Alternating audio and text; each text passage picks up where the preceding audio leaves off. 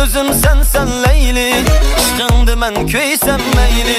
Qara gözlər, tal saçlar, mini sürgü otuğu taşlar.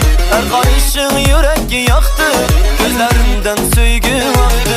Baramam yanınca söylemem ben seni. Köymekin dememini, başka çare yok. Yanadı yüreğim canım, sen güzelliği görgen canım. Anca görsem şunca köydüm, köymey desem yok imkanım. Yanadı yüreğim canım, sen güzelliği görgen canım. Anca görsem şunca köydüm, köymey desem yok imkanım.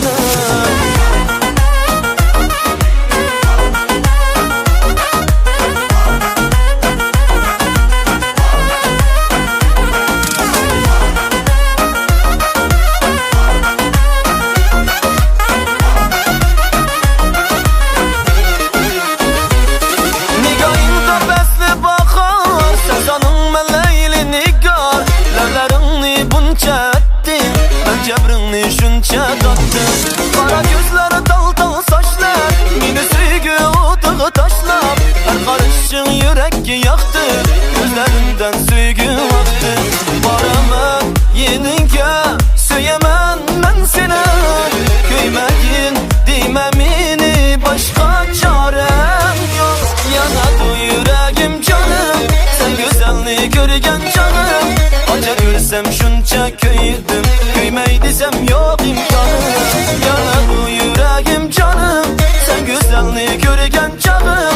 Anca görsem şunca köydüm, köymey desem yok imkanım.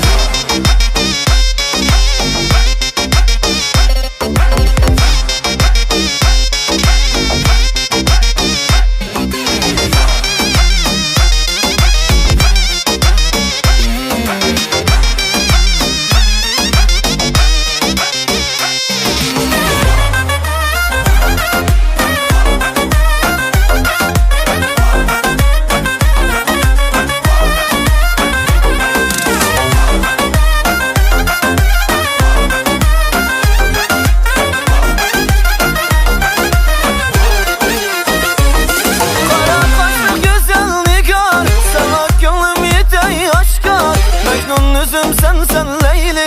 Aşkındı mən köysəm meyli. Qara gözlər, tal saçlar, mini sürgü otuğu taşlar. Her karışın yürek yaktı, yüreğimden söygü aktı. Baramam yeninha, söylemem ben seni. Köymekim dememini, başka çarem yok. Yanadı yüreğim canım, sen güzelliği görgen canım. Anca görsem şunca köydüm, köymey desem yok imkanım. Yanadı yüreğim canım, sen güzelliği görgen canım. Anca görsem şunca